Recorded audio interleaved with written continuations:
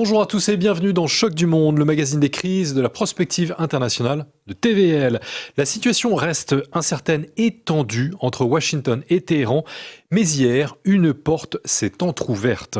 L'Iran ne veut pas lâcher son projet nucléaire civil, bien sûr, mais accepterait de diluer son uranium enrichi en échange d'une levée des sanctions. C'est Mohamed Eslani, le patron de l'agence nucléaire iranienne, qui l'a déclaré hier, cité par l'agence IRNA.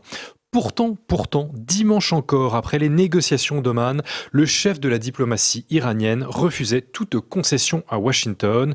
L'Iran, rappelons-le, en juin dernier, selon l'AIEA, avant les frappes américaines donc, était doté de plus de 400 kg d'uranium enrichi à 60%, soit moins que les 90% nécessaires à l'arme atomique. C'est peut-être là que résiderait un début de solution.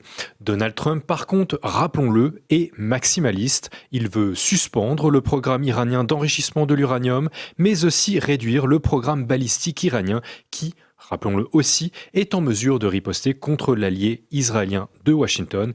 Et bien sûr, Washington veut aussi négocier sur le soutien aux groupes armés eux aussi hostiles à Israël. Alors pour éclairer cette crise, pour éclairer les évolutions de cette crise et nous aider à comprendre les Iraniens et l'Iran comme ils se comprennent eux-mêmes, nous accueillons aujourd'hui Baki Manesh. Baki Manesh, bonjour. Bonjour. Merci beaucoup d'avoir répondu présent à l'appel de Choc du Monde. Nous sommes ravis de vous accueillir. Vous avez beaucoup commenté cette crise depuis plusieurs semaines pour le JT de TVL et c'est un grand plaisir de vous retrouver ici en studio dans Choc du Monde. Vous êtes franco-iranien. Je suis franco-iranien. Vous êtes avocat et vous êtes représentant des Français d'Iran. Vous êtes la personnalité idoine pour nous expliquer tout cela. Nous allons évoquer cette confrontation diplomatique et militaire. Mais avant cela, Baki Manesh, j'aimerais vous interroger sur l'état de l'Iran, sur la situation des Iraniens. Vous l'avez vécu intensément ces dernières semaines. Alors, vous n'étiez pas en Iran du fait de la crise, mais évidemment, vous étiez en lien, quand cela était possible, avec le pays. Vous avez donc vécu des semaines d'une grande tension. Selon les autorités iraniennes, désormais aujourd'hui 10 février, l'ordre a été rétabli. On ignore l'ampleur précise de la tragédie, bien sûr. Que pouvez-vous nous en dire à l'heure actuelle, Baki Manesh ? Vous avez déjà, je dirais, résumé la situation. Il est très difficile aujourd'hui de savoir l'ampleur de la répression qui a eu lieu, premièrement. Les chiffres que nous entendons, même les chiffres les plus bas, sont vertigineux et donnent vraiment la nausée, comme je n'arrête pas de le dire et d'écrire. Ces chiffres sont, qu'ils soient officiels ou officieux à travers les réseaux d'opposants iraniens que nous entendons, sont, je dis encore une fois, assez incroyables. C'est l'une des répressions les plus dures jamais rencontrées, je pense, en tout cas au XXIe siècle, mais peut-être même fin du XXe siècle. Il y a une situation extrêmement tendue, toujours aujourd'hui en Iran. Le calme apparent est revenu, mais tous les échanges que nous avons avec les Iraniens d'Iran, surtout, qui ont vraiment connu pour beaucoup l'enfer, mais également avec leurs proches à l'étranger, que ce soit en Europe ou ailleurs, la situation est encore extrêmement tendue et critique et surtout très triste. Voilà. Alors, ça peut paraître un peu, comptable. Vous évoquez plusieurs sources. Le gouvernement iranien a admis 3000 morts, en incluant les forces de l'ordre. Certaines ONG vont jusqu'à évoquer 30 000 morts, ce qui est du x10, donc c'est absolument considérable. Cela vous semble réaliste ? C'est possible. Enfin, la fourchette est énorme, mais ces chiffres vous semblent réalistes. Et surtout, je souligne le fait que pour vous, c'était l'une des répressions les plus intenses, les plus dures depuis plusieurs décennies. Je dirais même depuis la création de la République islamique. Voilà. En Iran, c'est une certitude. Nous n'avions jamais eu une telle répression. C'est très simple. Comme je le dis souvent, en Iran, nous avons des mouvements assez réguliers. Beaucoup, en Occident, se sont réveillés avec le décès tragique de la jeune iranienne Mahsa Amini, qui a donné lieu à un mouvement de soulèvement populaire, extrêmement jeune, mais populaire quand même. Et si vous voulez, beaucoup se sont réveillés en Occident en disant, tiens, il y a une répression, tiens, il y a... Mais en fait, cela fait des années que très régulièrement, je dirais tous les 2 à 3 ans, nous avons des mouvements qui se réveillent en Iran pour différentes causes. D'accord ?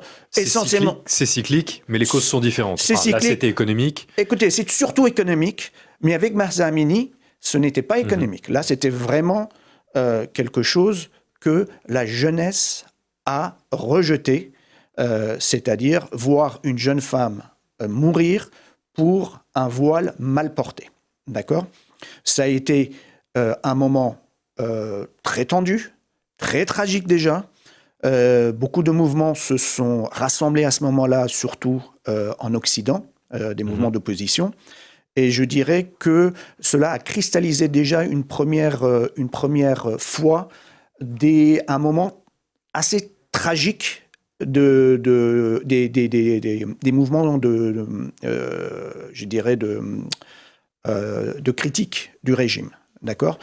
Là, cette fois-ci, ça a été, je dirais, le point culminant, puisque, encore une fois, même si on tient compte des chiffres officiels, bien entendu, ces chiffres sont plus importants, même si on tient compte des chiffres officiels, on est à plus de 3000 morts. C'est énorme. Or, très certainement, on est plus proche des 10, 15, 20 000, voire plus, que ce qu'on entend pour l'instant officiellement, puisque nous n'avons pas les moyens si vous voulez, d'avoir un comptage, je dirais, sérieux. Alors, bon, le drame, c'est qu'aujourd'hui, peu de monde semble se soucier de la population iranienne. Enfin, donc, pour résumer, eh bien, la flotte américaine est à portée de tir de l'Iran. Téhéran a dévoilé la semaine passée un nouveau missile balistique et son ministre des Affaires étrangères, Abbas Araghchi, a adopté lui-même un ton martial le 8 février à la sortie des négociations d'Oman avec Steve Witkoff et Jared Kushner. Alors, je vous propose, pour que tout soit clair, de l'écouter. Personne n'a le droit de nous dicter notre conduite. Si l'Iran insiste sur notre enrichissement, c'est parce qu'il refuse toute domination. Même aujourd'hui, leur déploiement militaire dans la région ne nous effraie pas. Nous sommes un peuple de diplomatie, nous sommes aussi un peuple de guerre. Mais cela ne signifie pas que nous recherchons la guerre. Au contraire, nous sommes prêts pour la guerre afin que personne n'ose nous attaquer. Nous sommes un peuple de diplomates et de guerriers, dit-il. Il l'explique bien sûr, il l'affirme bien sûr dans un contexte ambivalent où Téhéran et Washington négocient tout en montrant bien sûr leurs muscles. Rappelons que sur la table des négociations, il y a le programme nucléaire iranien, le programme balistique iranien, le soutien aux groupes armés hostiles à Israël et, quatrième point, peut-être minoré, les droits de l'homme. La diplomatie iranienne ne veut pas céder, même si une guerre est imposée à l'Iran. Bakemedeh, je passe à la diplomatie donc, mais les demandes américaines, selon vous, sont-elles sensées ou absolument inacceptables ? Écoutez, du point de vue occidental, mais surtout au point de vue américain et israélien, les demandes ont du sens, puisqu'ils sont depuis longtemps sur cette ligne très dure de demander non seulement l'arrêt du programme nucléaire, mais également une limitation, voire une disparition du programme balistique. On le verra tout à l'heure, mais qui est une ligne absolue rouge pour les Iraniens. Les proxys, le financement et le soutien aux proxys iraniens dans la région, on l'abordera aussi peut-être tout à l'heure, mais je dirais qu'aujourd'hui ça a du sens, puisque ces proxys sont extrêmement affaiblis du fait des guerres qui sont intervenues post-7 octobre. Le Hezbollah en a fait pris des coups très durs. La disparition du régime Assad, et je dirais le seul groupe qui reste actif et dangereux sont peut-être les Houthis, d'accord. Mais beaucoup de spécialistes vous le diront, même en Irak, très peu de groupes aujourd'hui. Les milices irakiennes sont les milices irakiennes pro-Iran ne sont pas vraiment en mesure de faire le travail qu'ils pouvaient faire avant le 7 octobre. D'accord ? Donc là, c'est important. Ensuite, vous avez raison de le souligner sur les droits de l'homme. Sur les droits de l'homme, on n'en entend plus beaucoup parler. Ce qui inquiète toute une partie, je dirais, de l'opposition iranienne, puisque cela voudrait dire le maintien du régime et si vous voulez, une situation... on semble se diriger vers ça.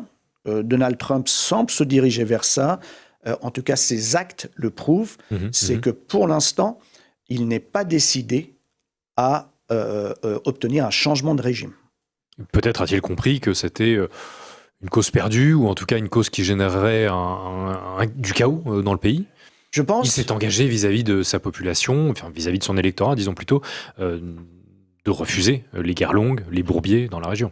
C'est ce que offrent les Iraniens à Donald Trump aujourd'hui. C'est-à-dire c'est pour ça qu'ils sont aujourd'hui dans une posture assez agressive, je dirais bizarrement. Il y a eu un moment de flottement, un moment, je dirais, de très... ils étaient sur la défensive.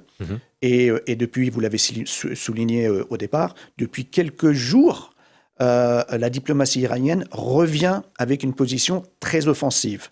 Pourquoi ? En ce qui me concerne, il me semble que si les États-Unis et Israël étaient en mesure d'attaquer vraiment l'Iran, ils auraient pu le faire même avant l'arrivée de la Beautiful Armada que Trump met en avant.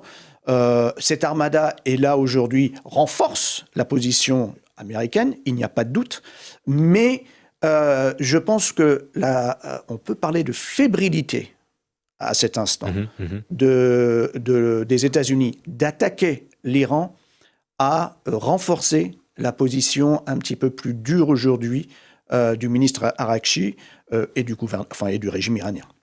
Vous ne croyez pas, comment jugez-vous les déclarations des autorités nucléaires iraniennes que nous avons évoquées il y a quelques minutes ? Était-ce un revirement d'accepter de diluer l'enrichissement de l'uranium ? Est-ce un revirement ? Est-ce une concession ? C'est une concession, très claire, de montrer qu'il y a une volonté de négocier. Encore une fois, comme M. Araghchi l'a dit, les Iraniens sont des diplomates, mais si on regarde l'histoire de l'Iran, effectivement, la Perse antique, les Iraniens, les Perses sont des guerriers, avec des succès, mais également beaucoup de défaites. Donc, ce sont les aléas de la guerre. C'est les aléas de la guerre. Donc, être guerrier, pourquoi pas ? Puisque la dernière guerre, je dirais, je ne parle pas de celle de juin, qui n'était pas, au sens large, une vraie guerre, mais la dernière guerre que l'Iran a connue, la guerre Iran-Irak, c'est il y a une trentaine d'années, 40 ans, et le résultat a été traumatisant pour la population iranienne. D'accord ? Donc, qui parle de guerre ne parle pas forcément de victoire. Bien sûr. Voilà. Donc il faut rester mesuré. Mais pas nécessairement de défaite aussi. Vous évoquez la guerre des 12 jours, c'était pas non plus, semble-t-il. D'après ce que disent une partie des spécialistes, je dis pas tous les spécialistes, mais une partie des spécialistes, il faut prendre en compte les dommages très importants que les missiles iraniens ont causés aux infrastructures israéliennes, malgré le fameux dôme de fer. Les spécialistes ont vu les limites de cette défense aérienne israélienne. D'ailleurs, si vous le remarquez, dans les cessez-le-feu négociés entre Israël et les milices dans la région, et puis l'Iran, fin juin, le seul cessez-le-feu qui a tenu correctement, c'est celui-ci. Il y a des raisons. Alors Steve Witkoff, nous évoquons justement cette menace continuelle d'une guerre ouverte qui serait synonyme d'une explosion régionale. Mais Steve Witkoff, du retour des négociations, rappelons-le, a fait escale en mer d'Arabie sur le porte-avions Lincoln, donc le bâtiment amiral de la flotte américaine face à l'Iran. Vous pouvez l'apercevoir sur les images en tenue camouflage bleu. C'est donc une manière de rappeler que Washington, que Donald Trump veut manier à la fois la carotte et le bâton. Mais la diplomatie a été contrainte. La semaine dernière, selon le média d'investigation Axios, a été contrainte par 9 États de la région, 9 États arabes, qui ont demandé a donc à Donald Trump d'accepter la rencontre de vendredi dernier avec Téhéran à Oman.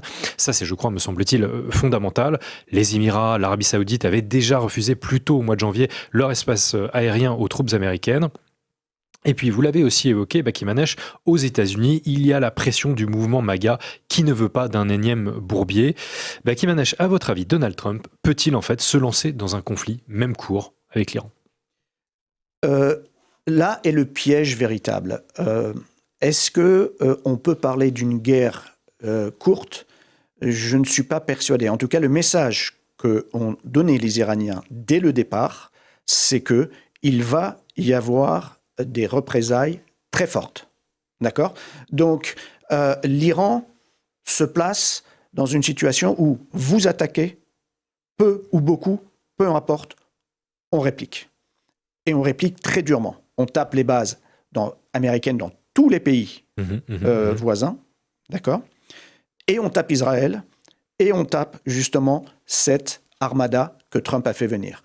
Or, des chiffres sont apparus il y a quelques jours côté iranien, où quelques membres de l'Assemblée nationale ont menacé les États-Unis en cas de frappe. Les premières heures des représailles vont vous coûter 3 à 4 000 soldats américains. Alors bon, ça a déjà... Dans les rues de Téhéran, dimanche, on a aperçu un panneau avec une carte de Tel Aviv et la mention en arabe, hébreu et en anglais. Enfin, surtout en anglais. En anglais, je cite, « Vous commencez, nous finissons ». Ce que vous nous dites, c'est sûr, Baki Manesh, le programme balistique iranien joue et pèse lourdement dans les négociations. L'Iran n'a pas donc la bombe nucléaire, mais peut compter sur la dissuasion de ses missiles balistiques. Cela dit, en juin dernier, l'Iran avait riposté, mais c'était davantage symbolique que conséquent. Il n'y a pas eu de pertes américaines, je crois que c'est au Qatar, de mémoire. Oui. Vous pensez que l'escalade peut être véritable et non plus symbolique comme l'été dernier ? Écoutez, je dirais qu'aujourd'hui, c'est la dernière chance des Iraniens de démontrer que ce qu'ils disent est sérieux. Depuis des années, le régime s'est construit sur ces fameuses phrases qu'on n'arrête pas d'entendre dans les manifestations pro-régime, « Mort Israël, mort aux États-Unis ». D'accord ? Mais dans les faits, à chaque fois qu'il y a eu des escarmouches entre Iraniens, je dirais, et Américains dans la région, les choses se sont passées de manière très, très, très mesurée. Rappelez-vous la mort du général Soleimani, lorsque Trump décide, sur information des Israéliens, de taper et donc de tuer le général Soleimani. En 2019. En 2019, l'Iran a visé une base irakienne dans laquelle il y avait du matériel et des soldats américains, mais avait bien pris le soin de prévenir les autorités irakiennes qu'ils allaient frapper quelques heures, ce qui a permis justement de mettre à l'abri les soldats américains. Pareil, au moment de la guerre de juin, lorsque les Américains ont pour la première fois bombardé les installations américaines, l'Iran a prévenu le Qatar et a tapé donc la base CENTCOM très précisément, mais tout le monde avait été prévenu et il n'y a pas eu de mort. D'ailleurs, si vous vous rappelez quelque chose d'assez je dirais, surprenant, c'est que Trump, tout de suite après, a remercié, félicité des Iraniens. Donc, si vous voulez, par beaucoup d'égards, Trump est très déroutant, en fait. Et là, c'est important. Il a produit des spectacles de catch qui sont aussi du spectacle, du pur spectacle. Voilà, il est dans son rôle, c'est-à-dire qu'il applique, pour reprendre votre exemple, il a l'air d'appliquer à la géopolitique et même à l'art de la guerre cette science du spectacle chère à nos amis américains. Mais pour revenir sur cette fois-ci, si l'Iran attaqué ne réplique pas de manière, je dirais, proportionnée, mais quand même sévère, les choses vont se compliquer. En fait, moi, je ne vois pas les Iraniens ne pas répliquer. Nous sommes approchés des lignes rouges, donc. Oui, très, très clairement, les lignes sont rouges. Et encore une fois, je reste persuadé que c'est pour cette raison que Trump et l'armée américaine n'a pas encore frappé l'Iran. Alors, il y a de l'incompréhension vis-à-vis de l'Iran, de manière générale, en Occident. L'ancien diplomate français Gérard Haraud déclarait dimanche sur LCI, je le cite, « Les Iraniens, honnêtement, sont les négociateurs parmi les plus terrifiants que j'ai jamais rencontrés. Les négociations durent des heures, etc. etc. » Du côté de Washington, il y a aussi eu beaucoup de scepticisme à l'approche des négociations d'Oman. J.D. Vance a reflété ce scepticisme diplomatique américain avant, donc, encore une fois, cette rencontre. Elle en dit beaucoup, une séquence en dit beaucoup. Alors, je vous propose de l'écouter, Becky Manesh. By the way, Meghan, one thing I would say about the Iranians. Je voudrais dire quelque chose sur les Iraniens, qui est très étrange pour moi et qui rend la diplomatie avec eux très difficile. En Iran, c'est le guide suprême qui prend les décisions. Le président n'a pas vraiment d'importance. Le ministre des Affaires étrangères semble s'adresser directement au guide suprême et c'est principalement avec lui que nous avons communiqué. Mais c'est un pays avec lequel il est très étrange de mener des négociations diplomatiques quand on ne peut même pas parler à celui qui le dirige. Cela rend les choses beaucoup plus compliquées. Ça rend la situation absurde. Trump peut appeler Poutine, si, et même des pays avec lesquels nous entretenons des relations très hostiles, comme la Corée du Nord. Ils se sont rencontrés au 38e parallèle. Il est bizarre de ne pas pouvoir parler directement aux dirigeants iraniens. Cela complique énormément la diplomatie.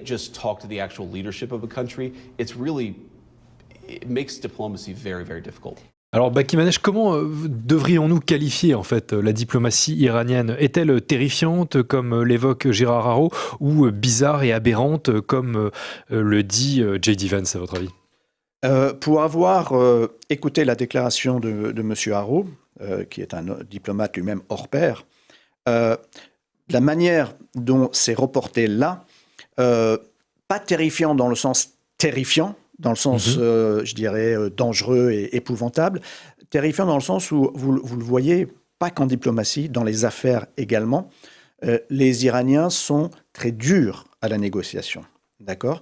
Et cette négociation, leur art à eux de négocier comporte des codes très précis qu'il faut essayer de suivre pour pouvoir avancer, d'accord ?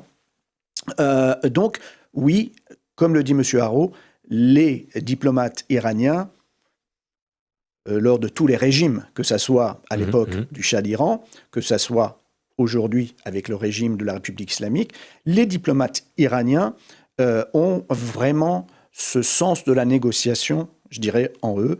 Et c'est assez difficile, surtout pour des gens pressés un peu comme Donald Trump et Witkoff, qui sont des businessmen qui font des deals. Oui, qui n'ont pas la même notion du temps. Qui n'ont pas la même notion du temps. Effectivement, ça paraît très difficile. Ensuite, ce que dit M. Vance, c'est autre chose. Et là, il a raison en soi, c'est que le système politique iranien est fait de telle sorte que le vrai décideur, c'est le guide suprême. D'accord. Dans l'échelle du système politique iranien et de la République islamique d'Iran d'aujourd'hui, le vrai décideur, surtout en matière de politique étrangère et de défense, c'est le guide suprême. Or, Trump, vous l'aviez dit tout à l'heure, a l'habitude de négocier, ou en tout cas de discuter directement avec les décideurs des pays. Il prend son téléphone, il appelle Poutine.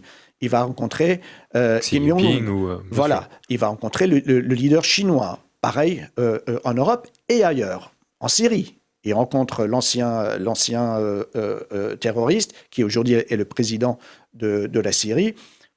À partir du moment où c'est le président, il le rencontre directement et il discute directement avec lui.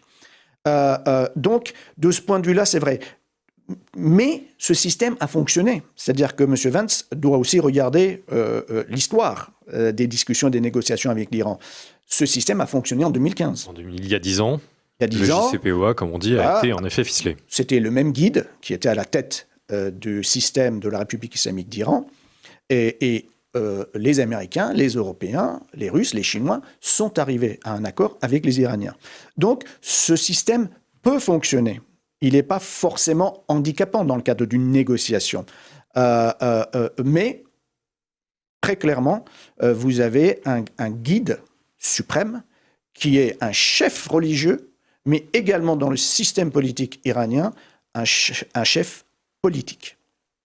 Un guide politique et moral, donc forcément. Oui, moral, bien sûr. Les deux à la fois. Le Premier ministre israélien Benjamin Netanyahou sera demain à Washington. Il veut plaider auprès de Donald Trump pour une ligne dure envers Téhéran, selon son cabinet.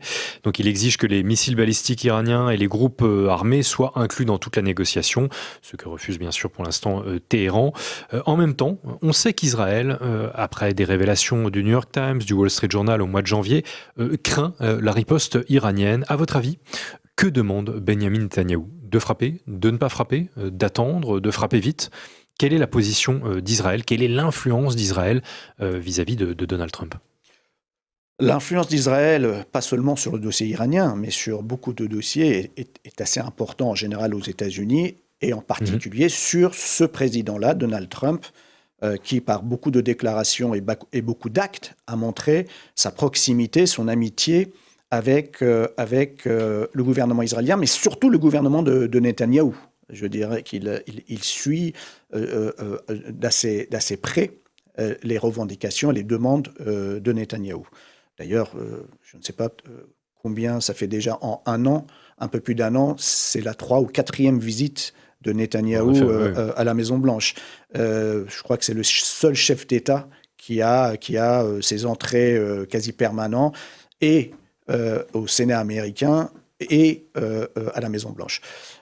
Donc l'influence est importante. En ce qui concerne le dossier iranien, Netanyahou va très clairement, d'ailleurs avec un général israélien qui sera de cette visite mercredi à Washington, il va avec 2 demandes très précises.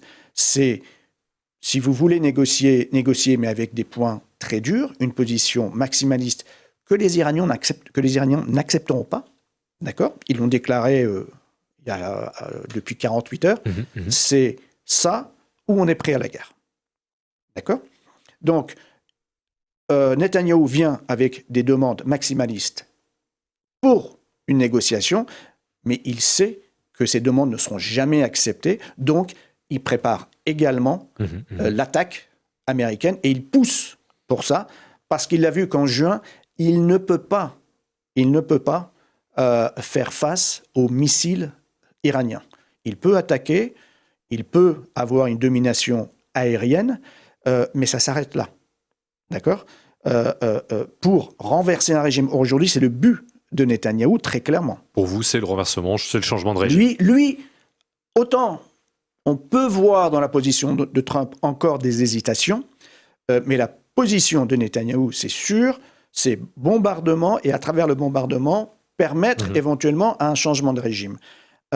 Donc lui, il est décidé. Lui, c'est ce qu'il veut, et c'est ce qu'il a toujours voulu. En juin, il a été obligé d'attaquer seul, parce que les Iraniens étaient proches d'un accord déjà nucléaire avec les États-Unis. D'ailleurs, les Iraniens avaient donné leur réponse à Trump, et le lendemain, ou la nuit même, pardon, les Israéliens ont lancé la première attaque aérienne. Donc, Netanyahou souhaite absolument voir ce régime affaibli au point de disparaître. Et pour ça, il a besoin que ce soit les Américains qui attaquent. Alors, il s'en mêlera par derrière, parce que de toute façon, il va être visé par les missiles iraniens.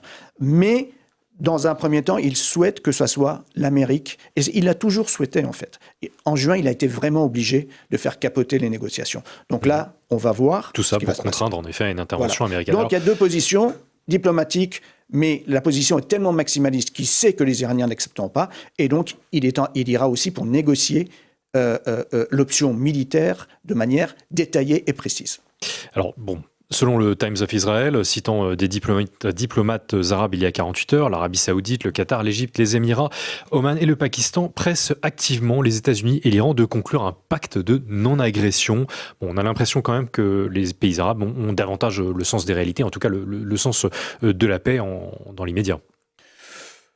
Les voisins de l'Iran ont longtemps souhaité la chute du régime de la République islamique d'Iran, mais depuis, je dirais, quelque temps, ça a commencé avec l'accord entre l'Arabie saoudite et l'Iran, mais également aujourd'hui les distensions qui existent entre l'Arabie saoudite et les Émirats, le rapprochement entre la Turquie et l'Arabie saoudite, qui est également quelque chose d'assez historique, qu'il faut regarder de très près.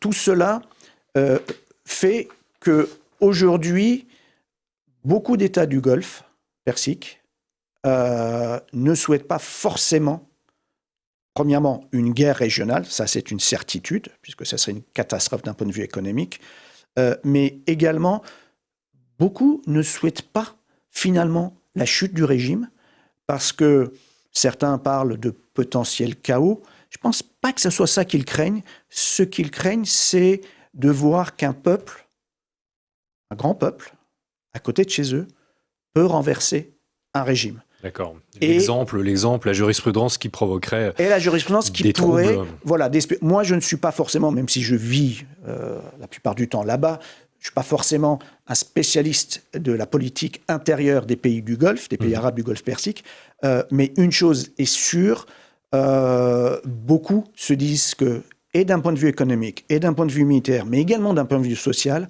finalement, ils ne sont pas nécessairement pour la chute du régime. Et, pas nécessairement serein. Voilà, ils ne sont pas sereins. Inversement, l'Iran a-t-il, je ne vais pas dire les moyens de ses ambitions face à Donald Trump et Benjamin Netanyahou, mais d'une certaine manière, peuvent-ils résister, tenir tête à Washington et Donald Trump, puisque, rappelons-le quand même, la situation économique en Iran a été la cause des révoltes le mois dernier, et la situation est catastrophique, n'est-ce pas ? La situation est catastrophique depuis longtemps sur le plan économique. Ce qui a changé cette fois-ci, c'est que toutes ces années de résistance aux sanctions marchaient plus ou moins, mais le gouvernement iranien n'a pas su mettre un frein à un grave problème qui existe en Iran, qui est la corruption, qui est la mauvaise gestion, j'allais dire, mauvais management, je préfère utiliser des mots français, la mauvaise gestion politique et des ressources naturelles du pays, c'est mêlé entre la corruption et la mauvaise gestion, bien entendu.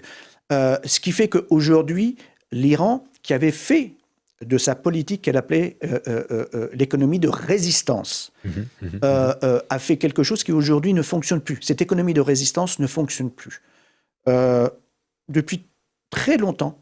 Ce que vous nous dites, c'est la corruption empêche le fonctionnement de cette économie de résistance. Exactement. Davantage que, selon vous, les sanctions.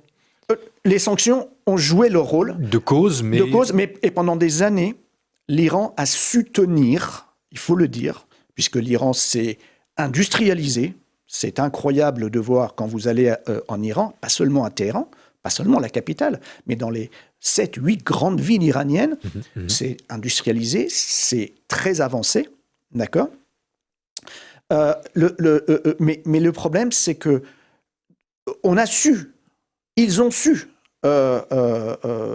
tenir face aux sanctions américaines, mais aujourd'hui, la mauvaise gestion augmentée de la corruption fait que cette économie de résistance ne fonctionne plus, puisqu'on l'a vu. Moi, j'ai essayé de prévenir bien avant, j'ai beaucoup écrit là-dessus. Nous avons eu, il y a plus d'1 an et demi, grave crise de l'électricité qui a commencé. Je n'avais jamais vu ça en Iran. En Iran, un pays énergétique qui a des ressources naturelles incroyables, bien sûr, sauf pendant la guerre en Irak. Mais ces dernières années, nous n'avions pas de coupure d'électricité. Or, à partir de septembre 2024, on a commencé à avoir des coupures d'électricité de 3-4 heures.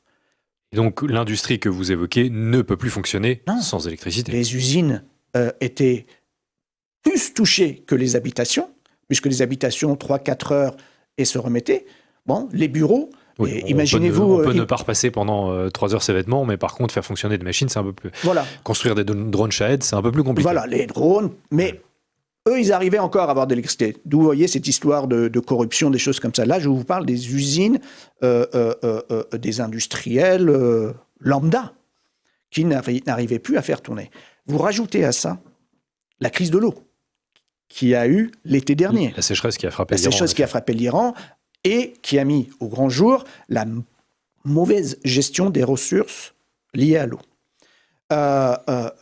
Et puis, le problème qui dure depuis très longtemps, le problème de la monnaie iranienne qui n'a fait que s'écrouler. Donc, la situation fait que pour la première fois, ce n'était pas les classes pauvres et les classes moyennes qui ont été touchées. Cette fois, vous avez les classes des décideurs économiques, industriels, proches des gens du régime qui ont été touchés. Leurs usines ont été touchées, leur business, leur portefeuille. Là, la sonnette d'alarme a commencé à retentir. Mais il n'y a eu aucun effet, mais ils n'ont pas pris les décisions qu'il fallait sur le plan économique pour rétablir ça. Rajoutez à ça la pression sociale et politique, vous avez la situation qu'on a eue malheureuse et tragique en janvier. Une situation tragique, la sonnette d'alarme a retenti. Eh bien, ce sera le mot de la fin, Baki Manège. Merci beaucoup d'avoir répondu présent à l'appel de Choc du Monde. Merci à tous d'avoir suivi cette émission. Surtout, n'oubliez pas de le commenter, de la commenter et de la partager. C'est indispensable pour le succès de Choc du Monde. Merci à tous et bonne soirée.